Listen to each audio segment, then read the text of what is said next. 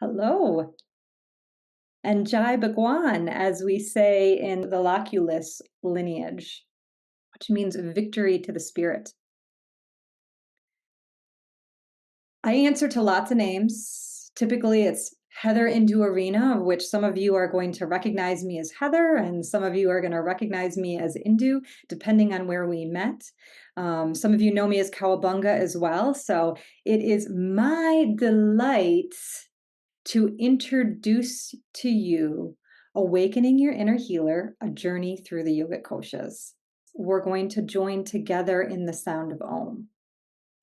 And making the sound of Om isn't, something where you have to worry about how your voice sounds. It's really about your heart. And it's letting the love in your heart come forth. So just allow the sound, the vibration of Om to emanate after we take a couple of breaths together. So to help to support letting that love, letting that bliss emanate from your heart, just bring the body into a comfortable position. You can sit in any position that feels accessible for you right now. You can use any props.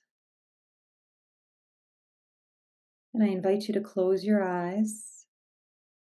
And if that doesn't feel natural or comfortable, just keep a soft, open gaze. Tune into the physical body. Sit nice and tall.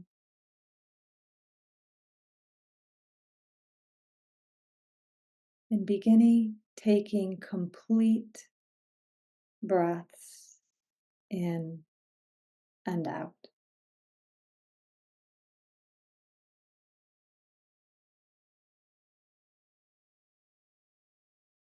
And feel the natural rise of expansion as you inhale and the release as you exhale.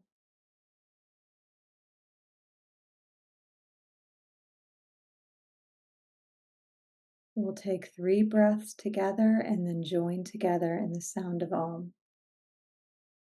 Breathing in fully and completely. Noticing a pause. And then exhaling completely. Pausing. Inhaling fully. Pause the silence. Exhaling fully. A pause. One more time. And then join in with me for the sound of Om.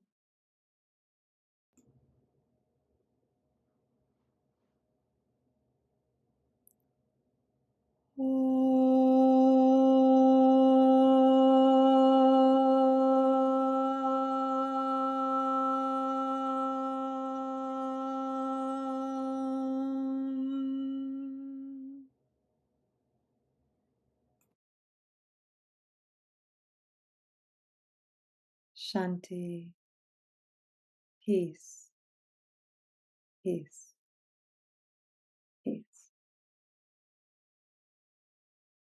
And gently allow the eyes to open. And Jai Bhagwan. Victory to the one spirit that you are.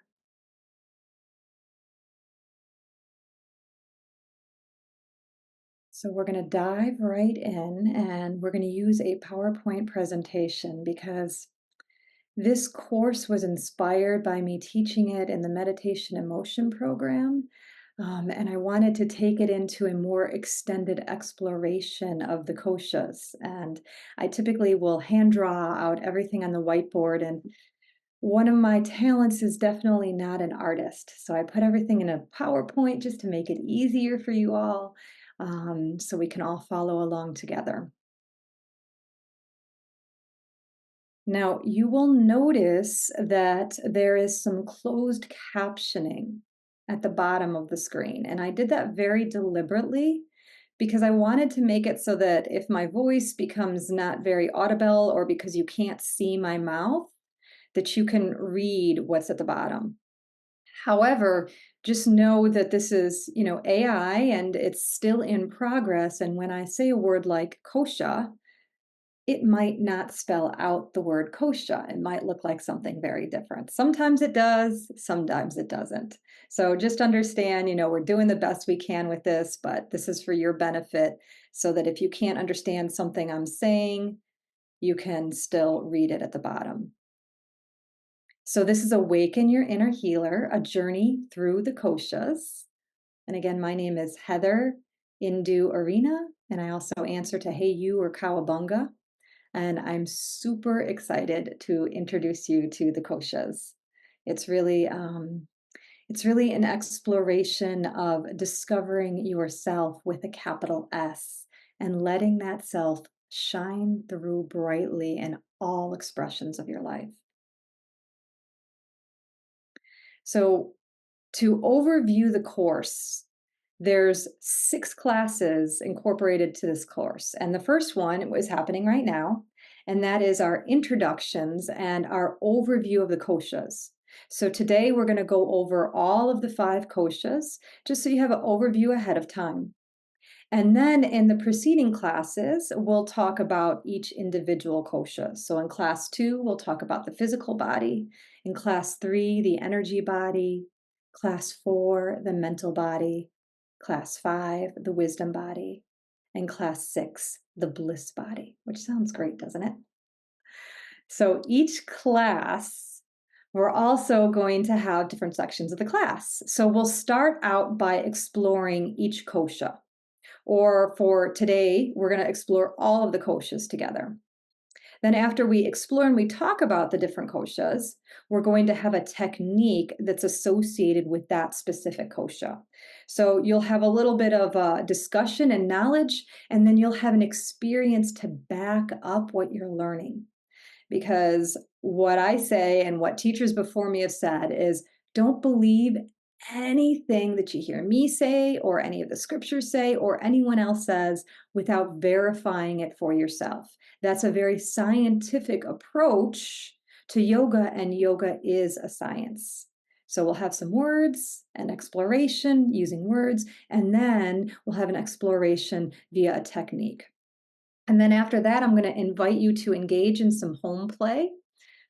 In the past, maybe in school, it was called homework, but you guys have volunteered to be here. So this is actually home play, and it will be you volunteering to engage in it if you want to. And I encourage you to let it be fun, or else why participate in it? So let it be your play. And then at the end, we'll have question and answer. So let's dive in now. The koshas. In Eastern philosophy, a kosha is considered a sheath or a layer that surrounds the true self. So, what is this sheath covering but you? It's covering you, the real you, with a capital Y without limitations. These layers are believed to represent different aspects of oneself, ranging from the dense physical body to the most subtle levels. Understanding the koshas offers a helpful framework for exploring ourselves on various levels. By working with specific practices like yoga and meditation, we can aim to peel back the layers of the koshas, refine our perception, and eventually access the deepest levels of our true self. So the question may be, why do we want to do this?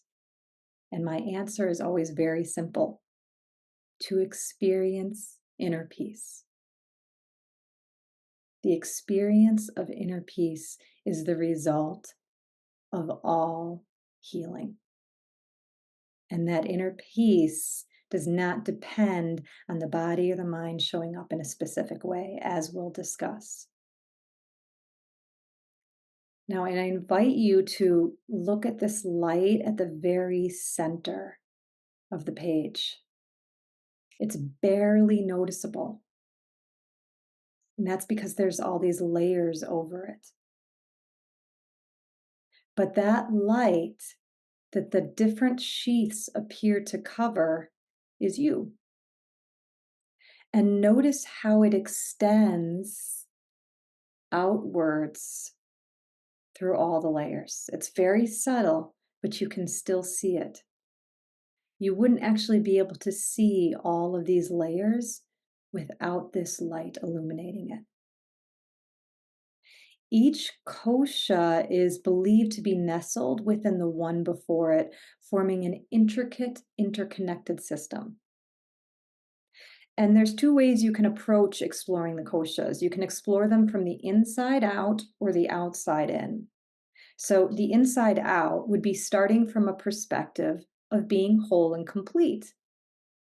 And exploring it from the outside in would be beginning to explore it from a perspective of being a separate body that needs to work its way to wholeness. Now, I don't know about you guys, but I have explored that separate body working my way to wholeness a lot of my life. But I've learned a new way now, and my practice now is to shift from working from the outside in, to working from the inside out.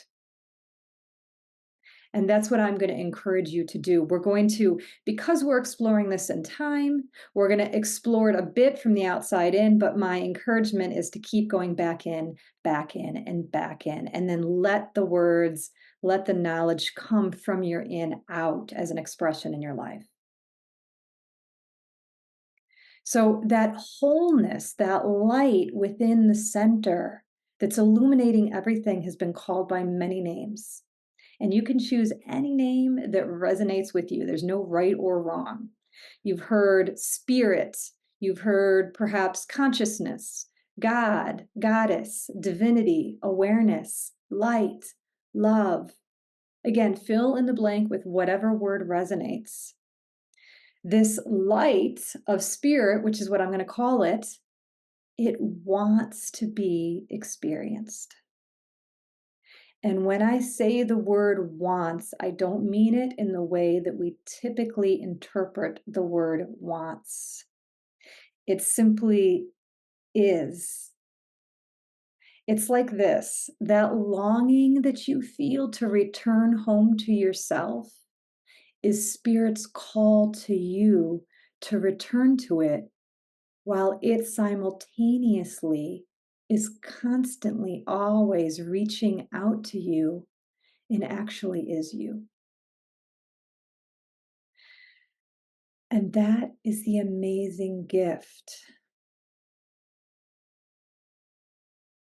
It's a gift in which you realize that you have always been wanted, held, and loved. And that's what this journey of the koshas is about. It's to recognize that. So the concept of the koshas is interpreted in various ways, depending on the specific school of thought or philosophy that's studied. So different traditions will have different models of the koshas. The primary models are the Vedantic and the Tantric. And I will follow primarily Vedantic, but I'll also bring in Tantric and other traditions here, all in service to working our way into recognizing that I am this light, and everything that shows up on the surface is just an appearance and an expression of my love in the world. So we'll start out with a Vedantic model, but I'm going to weave in details from the other models. And there are 5 koshas that appear as layers over the light of spirit that you are. And so they are the bliss body, Anandamaya kosha, the wisdom body, Vijnanamaya kosha, the mental body, Manomaya kosha, the energy body, Pranamaya kosha, and the physical body, Annamaya kosha. And you may have noticed that as I named all of these different words, they all have 2 words in common. They have the word kosha and they have the word maya in common. So let's look at that. Kosha is typically translated as sheath or layer in English. And some of you may be listening to this, and English is not your primary language, so you can translate it as appropriate. So if you look at that photograph on the screen, there appears to be layers of shapes and colors over a clear, bright background. And that's kind of like the koshas. To explain this, we need to explore the other word in Kama, and that is Maya. And perhaps you've heard of the word Maya. So let's explore it and keep that beginner's open mind with this.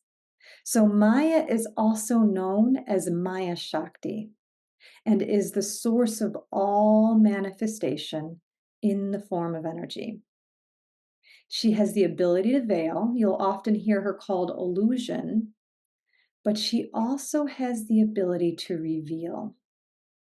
And oftentimes her revealing ability is overshadowed by the word illusion. You'll hear this world is all an illusion. So that's why I feel like it can be helpful to think of Maya as an energy. And really, she's the manifestation of divine energy. Her Shakti, her energy makes up all of the manifestations of all of the koshas. So if you remember how I said that spirit is reaching out to you even as you long for it, Maya Shakti is both spirit's grace reaching out to you to reveal its light and the longing you feel. Without the longing, because of the illusion of separation, you would not be able to recognize wholeness. And that's the seeming contradiction of life. It appears as if we are on a path to return to our wholeness in time simply because the mind experiences the world and time. But when the mind is clear, it is said you can know your true self as an ever-present, time-transcendent presence right now, in the only place that you exist. And that's the light of spirit shining in the center. So this is a shift from the mental concept of the duality of opposites to the wholeness of polarity, where opposites are seen as whole, two sides of the same coin, revealing oneself not limited to time and space. A journey through the koshas, which appears to happen in time, reveals your timeless nature. So I had said that each kosha is made up of 3 words. And the last 2 words are Maya kosha, but the first word is dependent on the particular kosha. So the first kosha is Ana Maya kosha, and the word Ana translates as food. The second, Prana Maya kosha, prana translates as energy. The third, Manomaya kosha. Mano translates as mind. Vijnana Maya kosha. Vijnana translates as intellect or knowledge. And Ananda Maya kosha. Nanda translates typically as bliss. And so those are each of the koshas and where they come from linguistically. Because remember, we're speaking right now in English about a language that's totally different than English that was translated. But also these scriptures that we're taking and learning from are thousands upon thousands of years old. And so the context even of the translation may be different, perceived differently according to the time and the culture that you're reading it in. And that's why this journey through the kosha has to take us beyond the mind. So let's take a deep dive in. The traditional way of viewing the 5 koshas is seen right here. And perhaps you've seen this chart. I had fun creating this one for this PowerPoint. So the self, who you are, beyond the veils of perception, resides in the very center of this particular model. And you can see a nice little sun in the center. This self appears to be covered by the five veils because of Maya Shakti. Yet the self is ever present and self luminous, or else you wouldn't be able to see all those layers.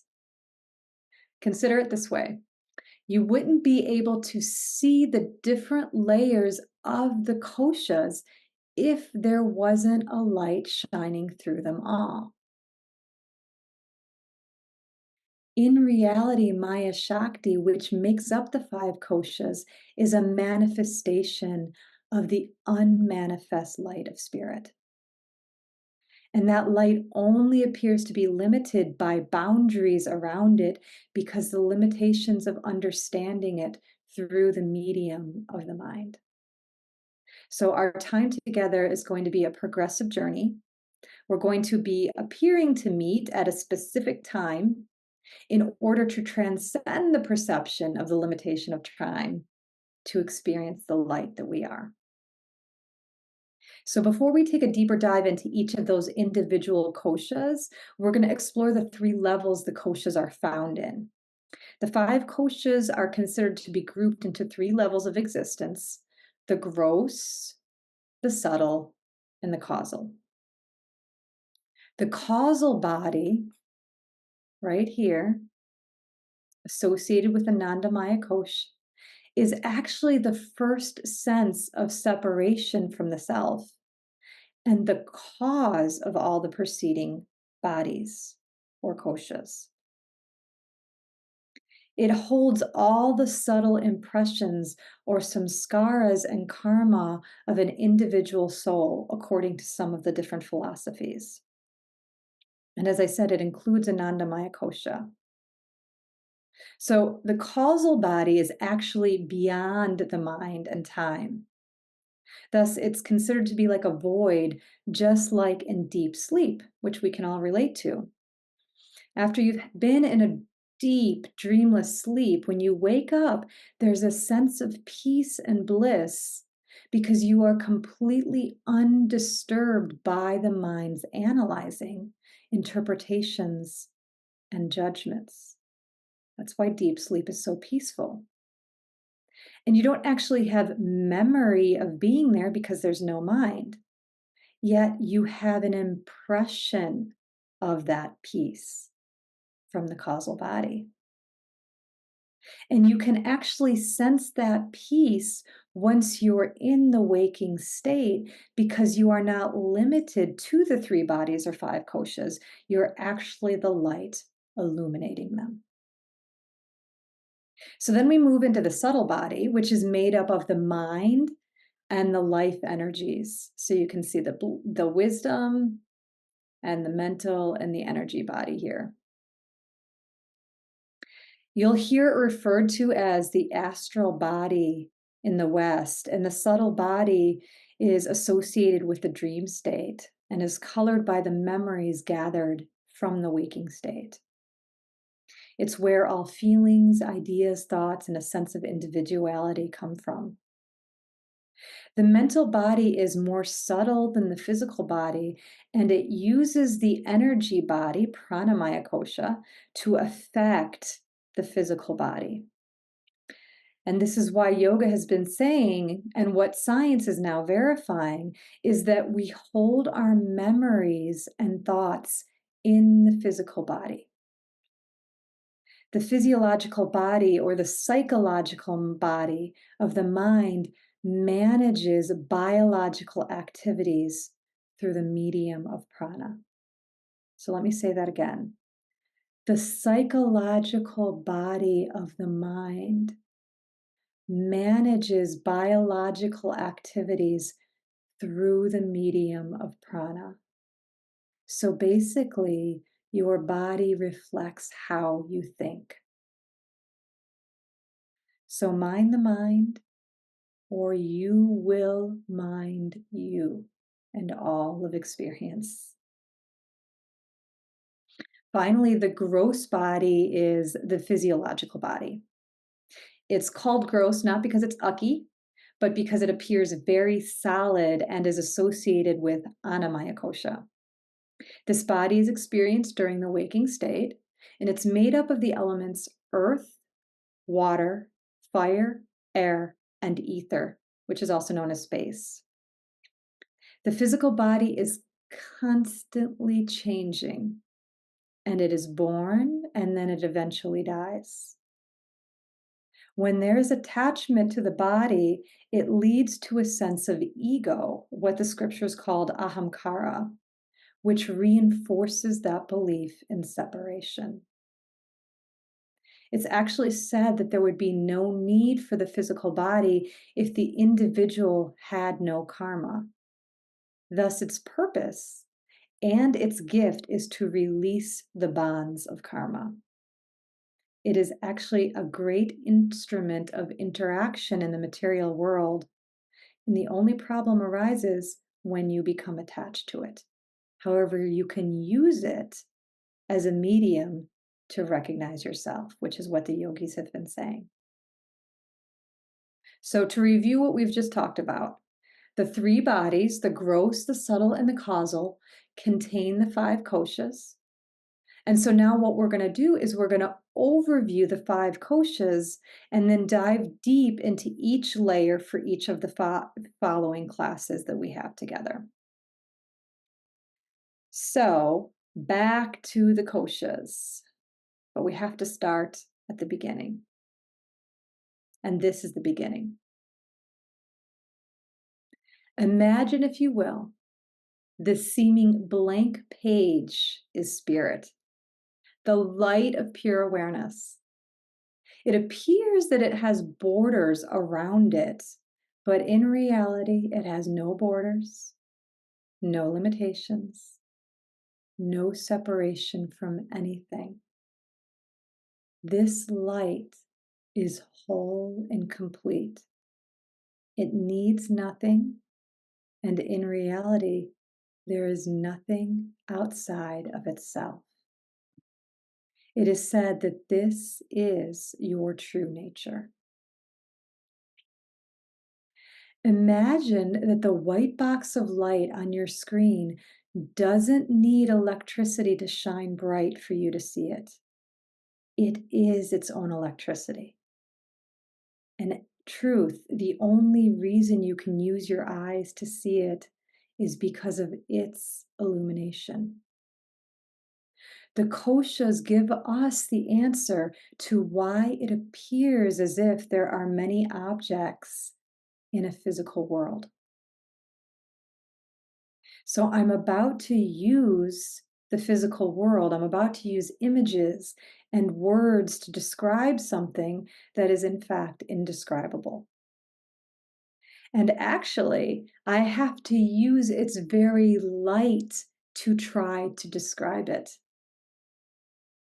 And that's the limitation of interacting in a human body, using the senses and the mind to interpret. So please understand that what fills the light of spirit here is only a temporary illusion for the purposes of learning. You are whole and complete and bright right here, right now.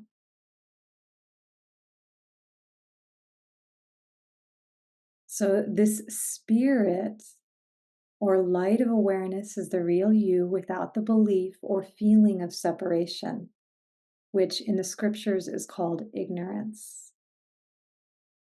Because you have free will to see whatever you want to see in the manifest world, you appear to see and interact within the limitation of the five koshas. Having the free will to see is actually your superpower. Are you using to see limitation or wholeness? How you choose to use this superpower will determine if you feel free in life or if you suffer. Understanding the koshas helps you understand who you are and thus transcend the appearance of suffering in the manifest world. So that's why we're all here. to shift from a perception of suffering to the truth of peace. So let's explore each kosha and just notice right now we kind of have a clear blank screen with a light bulb to explain what it is.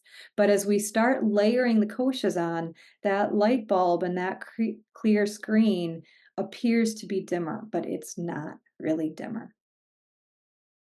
So our first kosha, the Annamaya kosha, is considered the food body. What you eat and breathe literally becomes tissues of your body in order to sustain physical life. Now that's huge. Just imagine what you take in. Remember what you've taken into your body just today and recognize that literally becomes the tissues of your body. So it's considered the outermost layer because it appears the densest and is colored by all of the layers, quote unquote, above it. You'll see more layers fill in above it.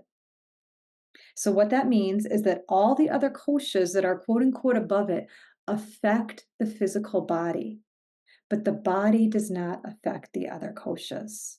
The way that I've heard it is this: the body is wholly neutral. It's wholly neutral. It's only what we think about the body and what we put on the body that makes it seem anything but completely neutral. So every body is perfect. And I imagine that you've used some of the other koshas to tell yourself differently in your life if you're anything like me, but the body, it's perfect. However, when you live through Annamaya kosha, you identify yourself with the body, which is made up of skin, muscles, bones, and organs. It's the only kosha that is made up of matter, so it appears to be dense. Remember, it's part of the gross body.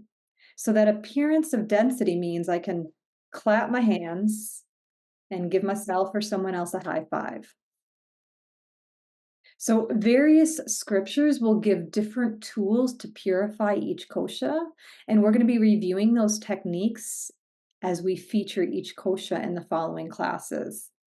But just keep in mind that we're not using all of these techniques to do anything that's going to change who we really are. The techniques are really in service to help removing the blocks that have appeared to cover over that light of who we are. That light is always there. You are always perfect, whole, and complete. So I consider the body an entry point to spirit, not a stopping point. So our next layer, Pranamaya kosha, is the vital life force energy which animates the physical body. Prana is responsible for all the functions of the body and the brain. So if you think about it, consider blinking, digesting, breathing, the heart beating, nervous system regulation, all regulated by prana. So again, if you consider it, the body is going to breathe and you don't have to think about it. However, you can also use the mind, our next kosha, the Manomaya kosha, to affect prana that affects the physical body and breathe how you choose to breathe. So you can see how pranamaya kosha is affected by the kosha above it. We'll talk about that next, manomaya kosha, that then affects the kosha below it, quote unquote, annamaya kosha. So the breath really regulates and fuels the energy in the body. When breath flows freely, energy flows freely, and vice versa. The body actually contains energy channels called nadis. As these channels open, you can feel energy in the body more freely. When they are blocked, energy becomes stuck and stagnant, which has the potential to cause disease in the physical body. The body is actually dependent on prana for its existence. When prana leaves the body, the physical body dies. Now, I said earlier that pranamaya kosha is associated with the subtle body. However, as we have just learned, it also permeates the gross body, the gross physical body, anamaya kosha. And so you could consider it a bridge that connects the body and the mind, or the gross and the subtle. So again, we're here in the subtle, and prana is the bridge between the physical, the gross, and the subtle, and the mental. So manomaya kosha is known as the mental and the emotional body. In this kosha, we are processing what comes into our senses in the form of thoughts and emotions. And these thoughts will show up in whatever language we speak. Words can serve as a communication device, or they can separate us due to how we use them or a lack of understanding. And again, just consider that there are many different languages spoken on our planet, and even more dialects of each language. Ahamkara, or ego, as I said, is associated with the manomaya kosha, the sheath of mind. It is that sense of I or self that arises from the mind's identification with thoughts, emotions, and sensations. The scriptures say that the mind can be your best friend or your worst enemy. It's all a matter of how you use it. So when you begin to explore and understand manomaya kosha, you can use it in such a way that it's your friend, so that it can be open and free, so you can recognize that light of spirit that you are, that's shining through. And then you can use the mind in a way to communicate in the world in a loving and supportive way. We need the mind to interact and interpret the world around us. However, when we get wrapped up in judgmental thoughts, we will then take actions to fix what we believe is wrong, thus reinforcing a belief in separation, and thus we suffer. This makes it impossible to recognize the light of spirit, which is always free. The mind functions through the perception of time, and thus is limited in how it perceives existence and solves problems. Manomaya kosha is subtler than the previous two, therefore, our thoughts influence our energy, which then influences our body, as we've discussed. So that means that our energy creates in the physical body what we think. Through different practices, we'll again discuss in later classes, we can cultivate the benefits of this kosha. That is a steady and open mind that is able to process data from life's experiences in a clear and helpful way. So our next kosha, Vijnanamaya kosha, is known as the wisdom body, the intellectual body, or the knowledge body. Jnana finds its roots in Vijnanamaya kosha, jnana meaning knowledge. And that's what Vedantic philosophy is, which is the primary framework for this map of the koshas. So it is a quality of mind that is considered, quote unquote, higher mind than the manomaya kosha. In Vijnanamaya kosha, we use the aspect of mind called buddhi, which is discernment or discrimination. And when I say discrimination, I mean the helpful kind, not the kind that separates. And I typically teach two forms of discrimination: practical discrimination and divine discrimination. And we'll discuss that when we go into more details about Vijnanamaya kosha.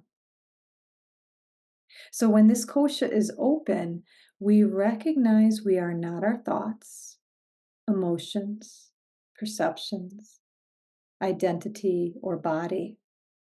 It actually gives us the ability to witness. And this is where intuition is then free to be experienced, and you actually feel guided in life. But ultimately, we have to recognize that this guidance, this intuition, is coming from ourself, but ourself with a capital S. So our final kosha is Anandamaya kosha. And now you can see that this white background and this light bulb is much harder to see because these appear to veil the light of awareness that we are. But again, you wouldn't be able to recognize any of these koshas unless there was something illuminating them. So when you hit those dark moments of your life, use this knowledge that you're learning right now. You wouldn't be able to recognize the darkness unless there was a light illuminating it. And that's what can help you shift your focus. So Anandamaya kosha is the most subtle of all of the bodies within the causal body, and it's often referred to as the bliss body. Bliss because it's beyond all of that conflict in the mind. This is bliss without an opposite. The idea of opposites comes from the mind, and we're beyond the mind here. So it's not a mental or emotional bliss, like I feel so blissed out. It is actually pure love, joy, and peace, independent of mental interpretations, which is why it's very hard to use words to describe it, because when we use words, we're using the mind to try to describe it. So when Anandamaya kosha is open, there is a sense of connection to all things, which elicits complete compassion for everything and everyone. It's the subtlest and quote unquote closest kosha to the light of spirit. Thus, it's considered the first entry into manifestation, where the bliss of unity is experienced. This sparks a recognition that there really isn't separation. As this layer becomes transparent, you transcend separation and rest as the one light spirit. In this oneness, the light shines through all the koshas, unhindered. So we make a shift from seeing all of this color and experiencing all of this color back to our true nature.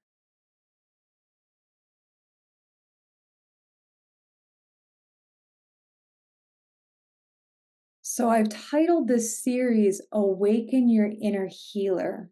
So let's talk a little bit about health in relationship to the koshas. The word for health in Sanskrit is swasthya, and it actually translates as being rooted in the self, and that self has a capital S. So isn't that interesting that health in the scriptures and how it's taught is related to being related and rooted in yourself? So when the identification with these bodies, the koshas, ceases, the original pure transcendent nature is understood to be ever present, self-evident I. The light of spirit is kind of like the sun, but a sun that never ceases.